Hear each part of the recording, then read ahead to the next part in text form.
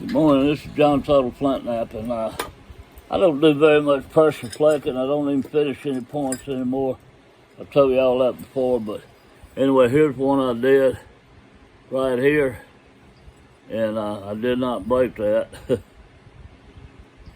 That broke when I was opening it up, getting it out of the box. I ordered it from a guy that boxed it real well. The box was caved in, and two were broken. The rest of them survived. I can't believe any of them survived. And I mean, he had it packed with carpet and everything you can imagine. But I'm going to show you a little trick. It might help you, and it might be all in my brain. I'm not going to say whether it is or not. Can you see how crooked that is? It's going that way. I have, and it could be a placebo or my imagination, but I have learned, for me, if I will put that copper and bend it like this, it seems to let my flakes, when they come off, release without causing little hinges in the middle here. And I'm going to explain to you why. I think it's that reason. I don't know. Like I say, I could be totally out of my mind. But here's one here I'm going to do and show you. And let's see what happens with it. And it's just too hard for me to pressure flake anymore. That's all I'm going to say about it. But anyway, I put that bend going this way. In other words, the bend's going to the opposite side, and I put it on that edge right there. And when I come down, it releases that flake and it comes out smooth. Now I'm going to do a couple of them, and I'm going to explain to you why I think what's happening.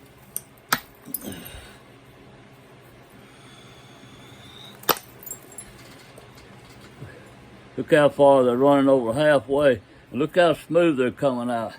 I think because of this bend, when I'm coming off, it's pulling it out. The pressure is taking it away more than if it was straight on there.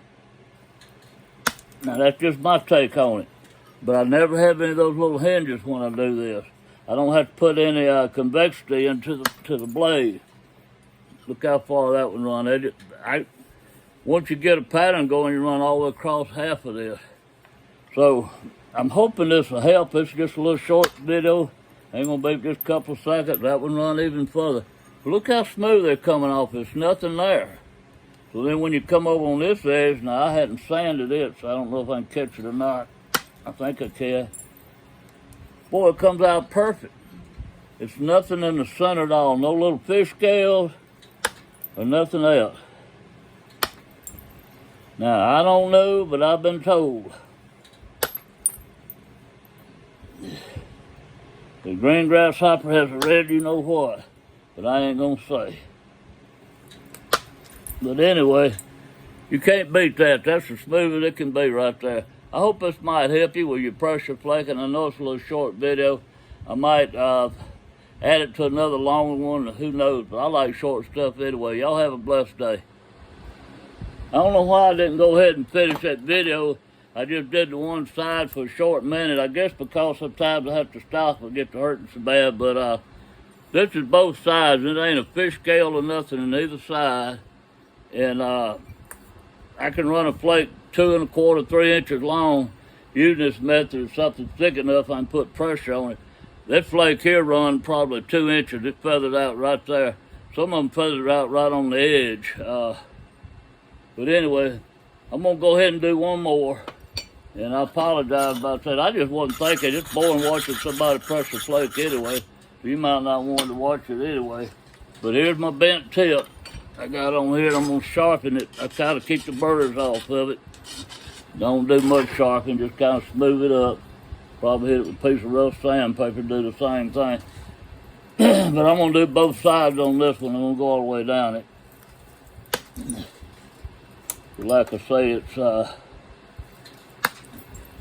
me it's boring watching somebody pressure flake. That's what I'm talking about. Those flakes are running at least 1 3/4 inches. This one here was 2 1/4 inch wide, and this one ain't quite that wide. That one went further.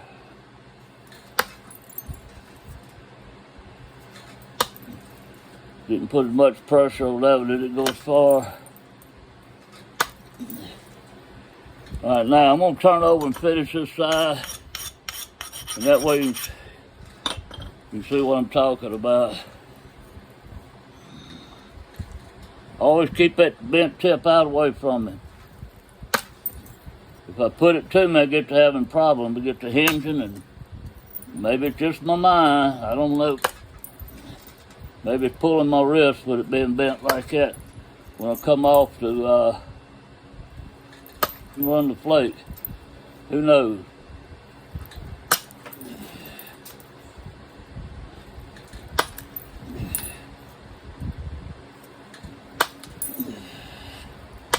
I want to do it on the thickest part back here so you can see how effective it is.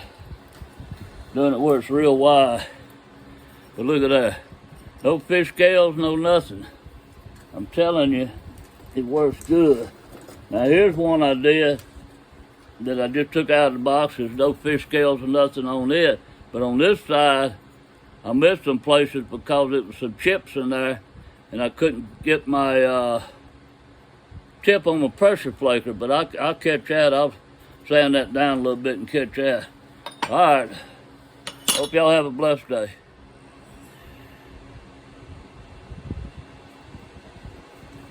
All right, here's a video on pressure flaking. I got this stuff from Will Sell.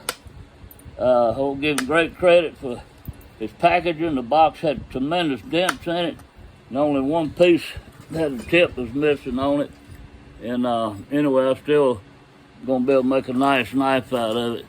And so I'm gonna do a little more pressure flaking here to, I want to give him credit for it. And I guess he's my competitor. I don't consider anybody in the flint knife world a competitor, except a couple knuckleheads out there don't need to be in it. I'm not gonna mention their names, but he was a master at packing this. He had carpet even in the boxes.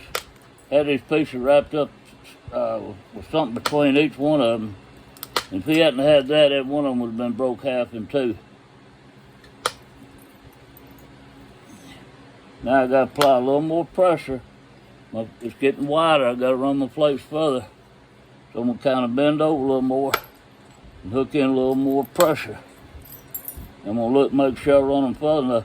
The reason I look is if it don't go further enough, I can catch one next to it and angle it that way and make it take it out, the soft part out, without me go back into it. It'll mess your pattern up a little bit, but you know, if you're not sitting there looking at it, oh my gosh, this line's running a little different angle than this other one. And this is not any flake over grind and stuff, so what difference does it make?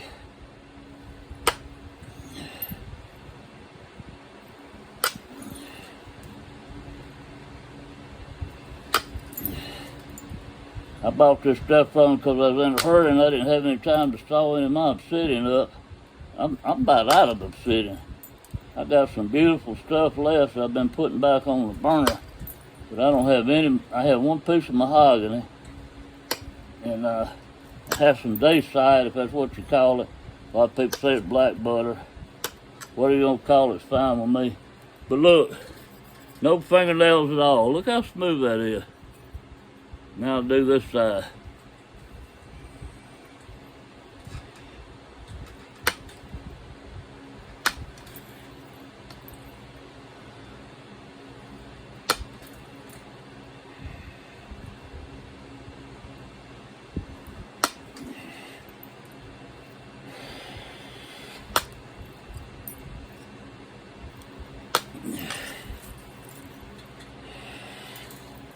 Trying to keep my leg out of the way. I have to pull in with my leg to build up pressure. If this can get real wide, I'm sure not going to have to. I might can do these, just leaving it back. See how it's naturally wanting to go in? So you see how I'm hooking on to it. All right, I'm going to have to pull it in now.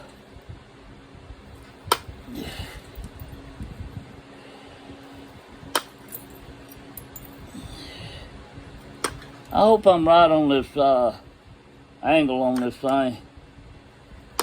More than likely I'm not, knowing me, it's probably just in my mind, what little bit of mind I got.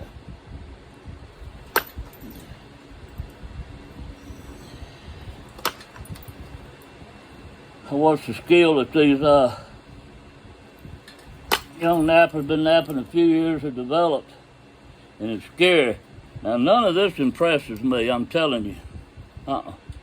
I'm sorry. I'm going to piss a lot of people off, but I love you and I do it all the time.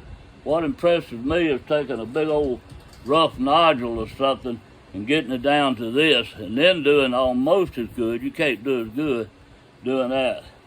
Moving the cracks, the humps, the hinges. I mean, this is perfect. All I'm doing is pushing flakes off. The skill this takes right here, watch this.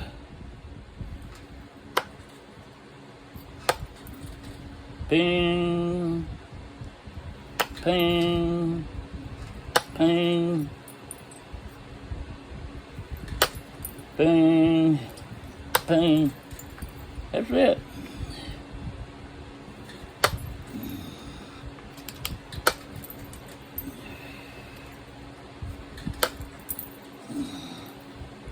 I love flake over grinding. Now those dudes that do flake over grinding, that's more skill than working this slab. But they gotta have the convection just right. They gotta have a lot of things just right to make that work. But when it's just doing a solid slab like this and somebody else has cut it and you ain't gotta do nothing to run the flakes off of it. I see a spot on this right there. I didn't notice it. I probably wasn't looking, I'd probably busy talking. I don't know if I can get it off of this one or not. I'm gonna try it, but I can get it out of there when I go to taking this square edge off.